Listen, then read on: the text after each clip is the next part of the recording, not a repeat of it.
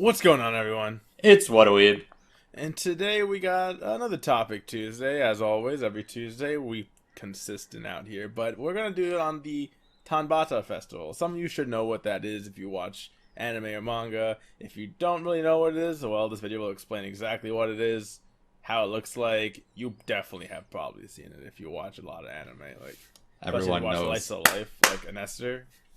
You should be Everyone knows the two claps. Yep.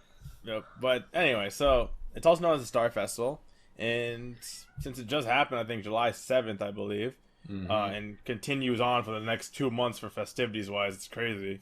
It we thought, hey, why not just discuss that? It's summer, it's a nice fun festival. Everybody loves it, everybody enjoys it, and there's a bunch of anime that talks about it, like Haruhi, Ranma, Rurouni Kenshin, Lucky Star, Love Hina, just to name a few that actually mention it or have it as part of their story. Shout out to all the slice of life animes out there. We appreciate you for teaching us over the ways.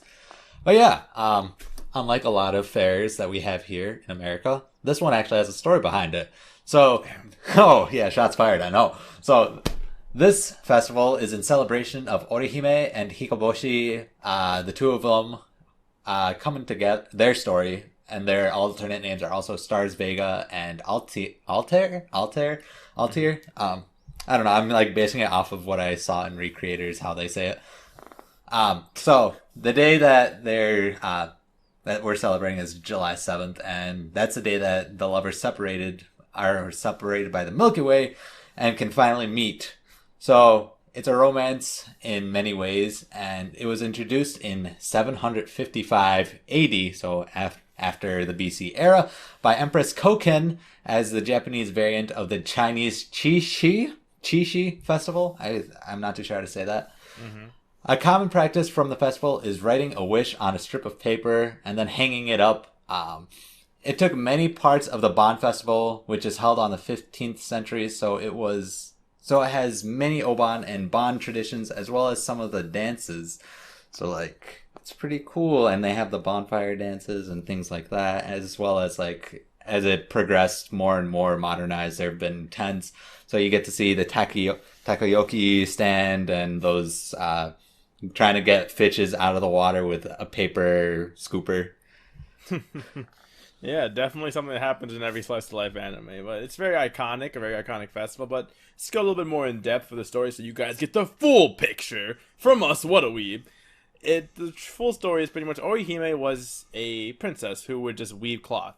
And the cloth she wove was so amazing, and her father loved it so much, he'd just have her keep making cloth on and on and on. But over time, she was kind of depressed because she had been making cloth all the time, and she couldn't find love. So she was like, oh, I want something. I want to fall in love, Dad. And her dad actually helps her out there. He brings our boy Hikoboshi from the other side of Amanogawa, which I think is like heaven. I'm not really sure, but I think it's like heaven. And they instantly fell in love.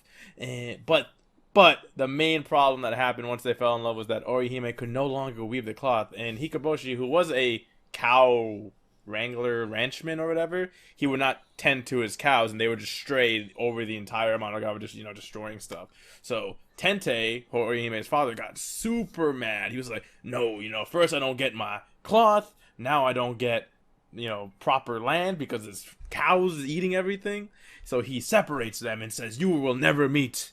But his daughter starts crying and begging, so he starts to feel bad and says, "If you work hard at the weaving, I'll let you guys meet on July 7th of the seventh. Well, the seventh month, the seventh day of the seventh month, which is July." So the first year she committed. She said, "Okay, fine." She did it. The bridge was gone. The bridge between that brought Hikoboshi over the first time was now gone. So she just started crying and crying. These two lovers were just across the river and couldn't see each other. But then you just have these magpies who are like, "Yo, it's okay, stop crying. We'll make a bridge for you." And they make a bridge out of their feathers that lets her cross over to meet her loved one. But fun fact, the story goes, if it's raining on July 7th, the magpies can't come down and make the bridge, so they have to wait another year to meet each other. Oh no. So things they can't control. Oh no. Such a heart-wrenching story. My heart. But yeah, this festival, even no matter how popular it is right now, it was also in danger of being lost a few times in the past, like after World War II during the Depression. But the people of Sendai made a point of keeping it alive and brought it to its current standard with fireworks, decorations, and ornamental balls. So you get to see, and it's nice seeing that kind of stuff working out because everyone loves seeing their kimonos in their anime and things like that. Well, yeah, all in all, Tanabata is a very, very popular festival in Japan and is used in many anime, manga, light novel, anything beyond. Like, it doesn't even have to be related to anime or manga. Like, it could be used in actual films. Like, all forms of entertainment you can use it. But it is used pretty predominantly, once again, in slice of life and romance because it's a relatively important Japanese culture and it's a big flag for romances where you try to make out under the fireworks. So yeah, I don't think there's much else that I want to talk about with this, Dirka.